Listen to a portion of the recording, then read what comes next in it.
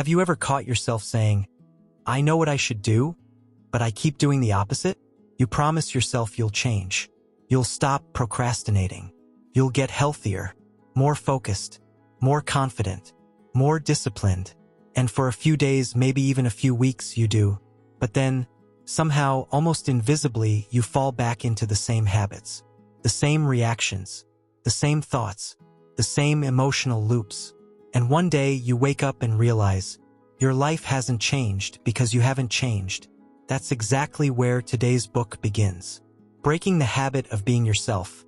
How to Lose Your Mind and Create a New One by Dr. Joe Dispenza is not a motivational pep talk. It's not a just think positive book. And it's definitely not spiritual fluff. It's a deep, sometimes uncomfortable exploration of why we stay stuck, how our brain and body collaborate to keep us familiar, and, most importantly, how to re-engineer yourself from the inside out. This book doesn't ask, what do you want to change? It asks something far more confronting. Who are you being neurologically, emotionally, and biologically every single day? And if that question makes you slightly uneasy, good, that means this book is for you. At its core, breaking the habit of being yourself is built on one radical idea. Your personality creates your personal reality. Dr. Joe Dispenza argues that the way you think, feel, and act every day is not random. It's a conditioned program. Your thoughts shape your emotions. Your emotions reinforce your habits. Your habits wire your brain and body. And over time, this loop becomes you. Most people assume change requires willpower. Dispenza says it requires rewiring. The book explains that the brain and body are deeply interconnected. When you think the same thoughts every day, you fire the same neural circuits.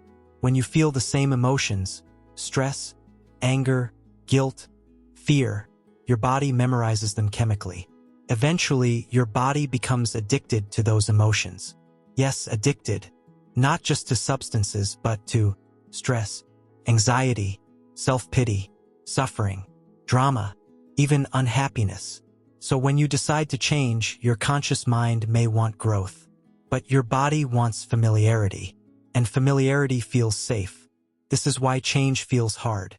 Not because you're weak, but because your biology resists the unknown. Dispenza's promise is bold. If you can become conscious of your unconscious patterns, if you can interrupt them, and if you can repeatedly rehearse a new state of being, you can literally become someone new. Not metaphorically, biologically.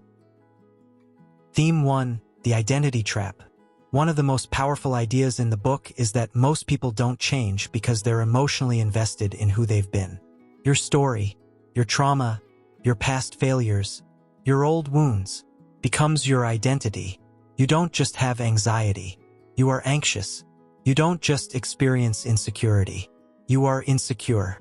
And every time you retell your story, internally or externally, you reinforce the same neural network. Dispenza explains that the brain doesn't know the difference between real experience and vividly imagined experience. So when you replay memories emotionally, your body relives them as if they're happening now. This is why people stay trapped in the past.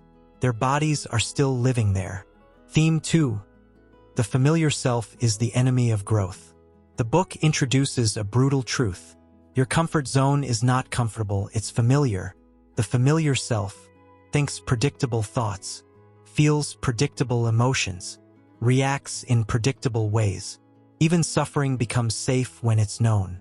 That's why change feels like death to the ego, because it is. To create a new life, the old self must dissolve. And that dissolution feels like uncertainty, discomfort, emptiness, loss of identity. Most people interpret these feelings as failure. Dispenza reframes them as signs of progress. Theme 3. Thought alone is not enough. This book is especially relevant today because it critiques surface-level self-help. Thinking positive isn't enough. Affirmations without emotional embodiment don't work. Why? Because emotion is the language of the body. You don't change your life by thinking new thoughts. You change it by feeling like the future you before it arrives. Dispenza calls this memorizing the future. When you emotionally rehearse a new identity, confidence, gratitude, discipline, calm. Your body begins to believe it's already there. And once the body believes it, behavior follows. Why this matters today, in an era of constant distraction, dopamine addiction, algorithmic outrage, chronic stress, this book feels prophetic. We live in a world that trains us to react instantly, identify with emotion, stay triggered. Dispenza offers the opposite: awareness, stillness, internal sovereignty, not escapism, self-mastery. Neuroscience meets spiritual practice. What makes this book unique is its fusion of neuroscience, quantum physics, psychology, meditation. Dispenza doesn't ask you to believe. He asks you to experience. The meditative practices in the book aren't about relaxation. They're about disrupting identity. By entering deep states of awareness, you step outside time, memory, habitual emotion. This creates a neurological gap, a space where change can occur. The concept of becoming nobody. One of the most striking ideas is learning to become no one. No job title, no past, no name, no wounds, just awareness. In that state, Dispenza argues, you are no longer predictable, and what is unpredictable is powerful. Here are a few powerful lines that capture the book's essence. You can't create a new future while holding on to the emotions of the past. Your body has been trained to be the mind. When you think greater than how you feel, you're in the process of change. Each of these sentences is simple, but they're uncomfortable if taken seriously. Dr. Joe Dispenza's credibility matters. After a severe spinal injury early in his career, he was told he'd never walk again without surgery. Instead, he committed to mental rehearsal, visualization, and meditation. Against expectations, he recovered. That experience reshaped his life's work. Today, his teachings are used by athletes, executives, therapists, chronic illness patients. Whether you see his work as science-driven or spiritually framed, its influence is undeniable. This book doesn't promise comfort, promises responsibility. It says, if your life isn't changing, look at who you're being. And that's confronting, but also liberating. Because if you created this version of yourself, you can create another. If this episode resonated with you, if you felt exposed, challenged, or quietly hopeful, then this is a book you don't just listen about. You need to experience it yourself. You'll find the Amazon link in the description.